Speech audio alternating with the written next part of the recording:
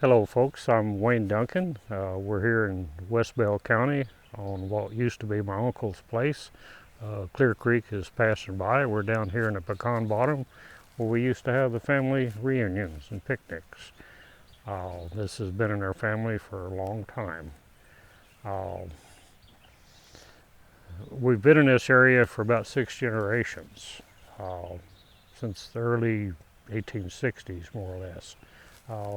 So that's only about 160 years, which is about half of the period of ranching in Texas.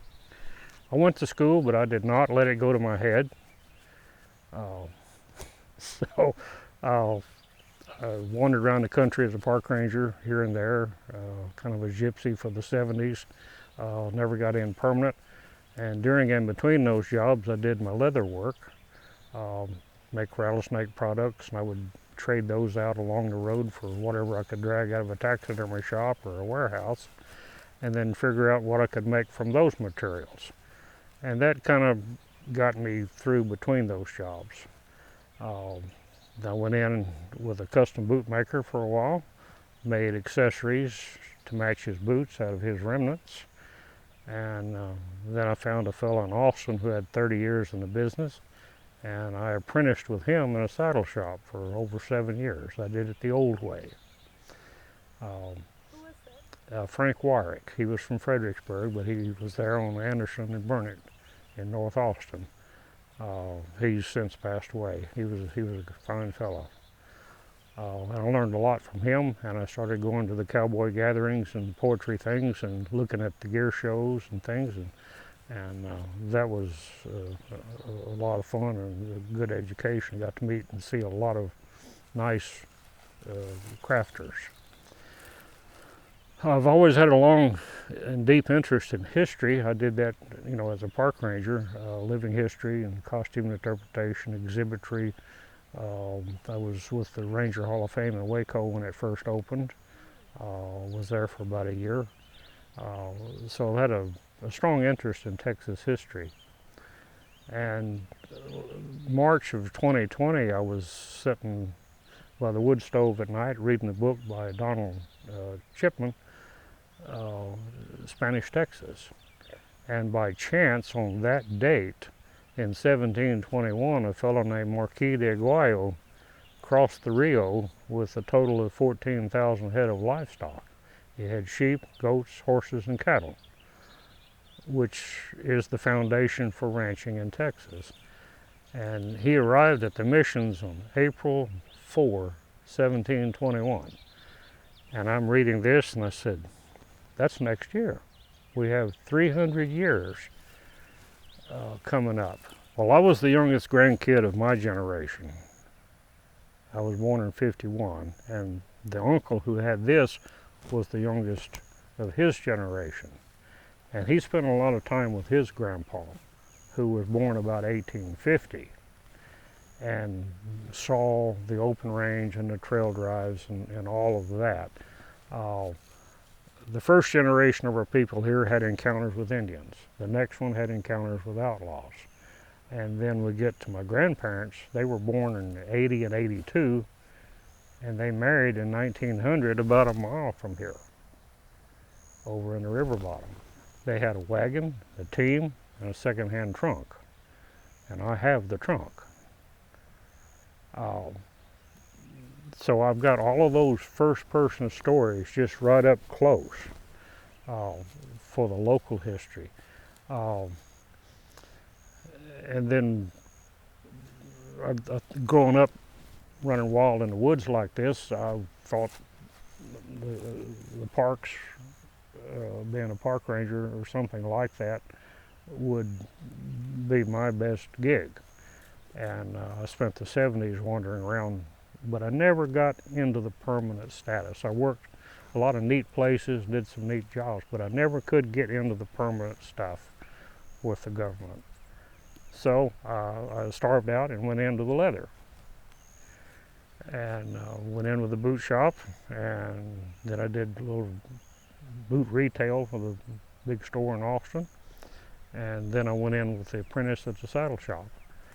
And to support my habits of buying tools and groceries, I took a third shift factory job up there in the north part of Austin. So I had 2 jobs, 2 meals, and 5 hours sleep for almost 8 years. And I don't recommend that. But I really wanted to learn it. I set my shop up over there and do mostly repair work. Built a few, did a little bit of rawhide work, made a lot of odds and ends, holsters, knife sheaths. I didn't have the equipment to do upholstery or garments or boots, but nearly anything else, if they'd had the idea, if I could find the material, I could usually do it. But mainly it was saddle repair. And I've only built about 50, but in 36 or 7 years, I've probably repaired close to 6,000, scattered through all that time. So it doesn't take me long to look at one. You know, when you've taken that many apart, you kind of know where they're going to come apart. And I met a lot of neat people in the business there's a big show up at Wichita. It's a boot and saddle trade show. And all the makers go there, and there's suppliers and materials. And it's a pretty neat group of people that do that. Leather is a neat material to work with, and because you can do so many different things with it, and it comes in so many different forms, and it all reflects the kind of animal it comes from. You know, the goat skin has its own characteristics, like for book bindings and things. But for saddle work, you're primarily talking the heavier kinds of beef hides. Then they're vegetable tan, which means they use the tree bark or extracts from tea, the tannic acids.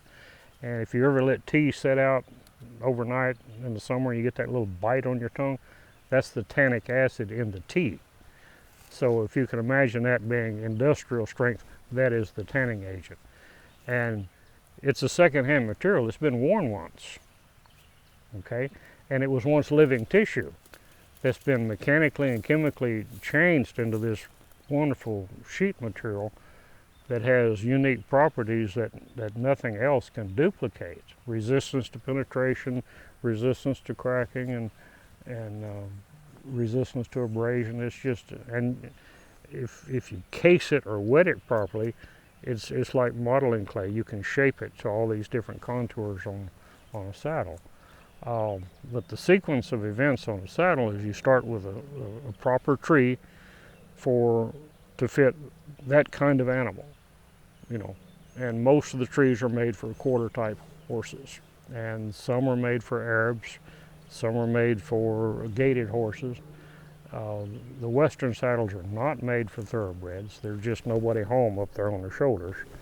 So you're going to ride one of those with English or an Aussie or a track saddle.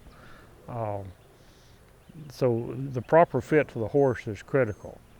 And then that's the first concern. Then the second concern is the proper fit for the rider. Then the whole thing has to be appropriate for the intended use. And today, saddles are kind of like sports equipment. They're very specialized. You've got roping saddles, cutting saddles, pinning saddles, barrel raising saddles, ranch saddles. So it's just, you know, and they've been adapted to give a slight advantage to that activity or use. So it has to be appropriate for that. And then it has to meet the personal preferences. Plain, fancy, rough out, full carve, any of your personal preferences. And so the last thing you consider is the money. It can be absolutely free, and if it doesn't meet these criteria, it has no value. You can't use it. It'll hurt your horse. So, you know, it has to fit the animal, fit the rider, has to be made for the intended use, and then any personal preferences, and then the money. That's the sequence. And most people only go for the money, especially those that shop online. And most of that stuff I won't even allow in my shop. there's just nothing to work with. I spent 2 months in California in the mid-'80s to learn rawhide for the Texas 150th. I couldn't find anybody that could even remember anybody doing rawhide. And so I spent 2 months out there with a fellow, and I had done a little bit of tanning and he hadn't, and so I hadn't done any braid work, and so we kind of pooled our thoughts and came up with a recipe to process the hides, and improved on what he had been doing. And then I got the start on the rawhide stuff. You do about a week's worth of work before you do any work. You take a fresh hide and you clean it and put the solution on it to slip the hair, and then you let it dry through a doughy stage. It's in a frame this whole time, and then you stand it up and scrape the flesh side off, get all the bits of fat and tissue off of it, and let it completely dry. And then if it has any brands or skinner marks where they cut into it, or grub holes, any blemishes, you mark those so you don't include them in your string work. And some people cut the full circle round and round, and I'd rather not do it that way. I take the 2 shoulders, the 2 hips, and then the ribs, and that's the better parts of the hide. And then you cut it into, say, a fat inch strip called a billet, and you soften it up and you run it through a splitter to get it this uniform thickness. And when you get to that point, you can just leave it alone, let it dry, and it'll be there indefinitely. But you do have to case it or temper it to get it to just the right moisture so you can run it through the string cutter.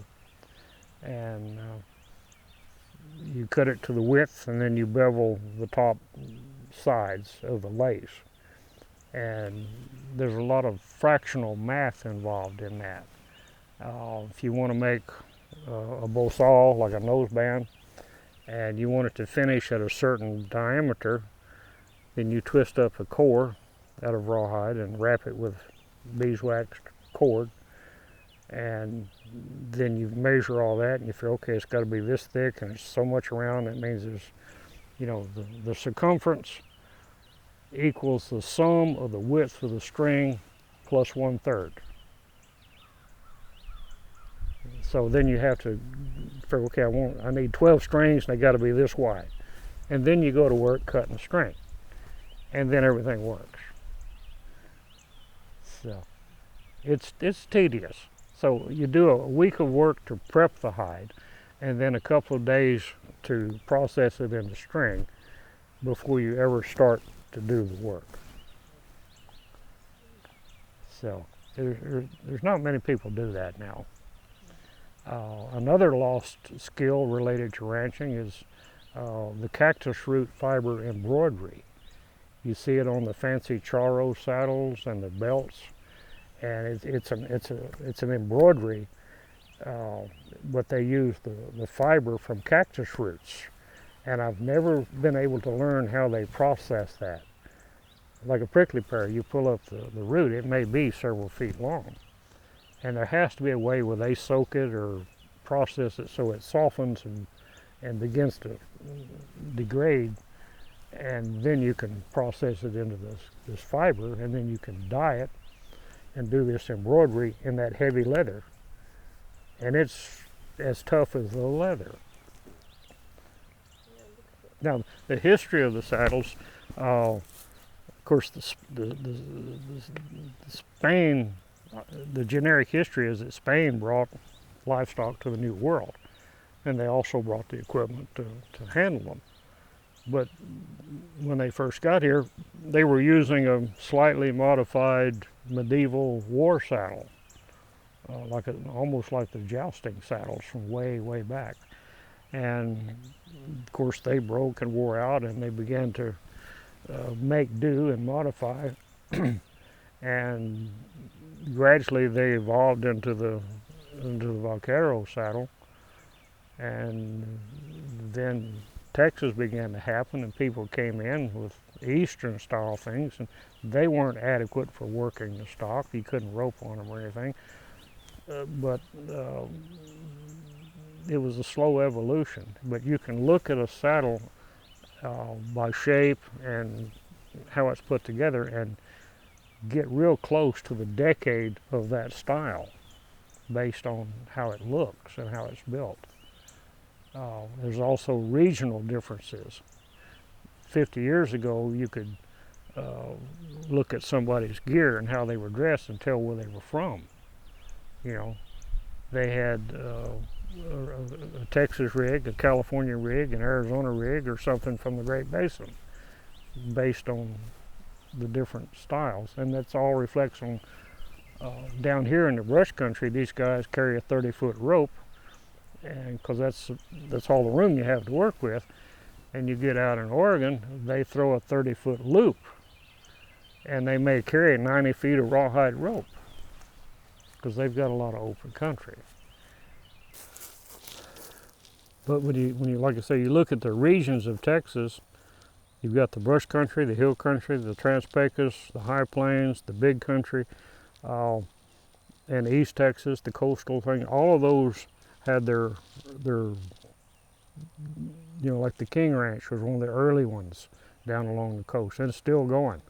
Up in the big country, about 4 years ago, the Wagoner outfit sold. And it was all or part of 6 counties up on the Red River. Very recently, the 4.6s sold. And those were going to the ranch rodeos, and to participate in those, you had to be in the original owners for 100 years. And it's surprising how many ranches were still in that up at Wichita Falls. But some of them are beginning to change.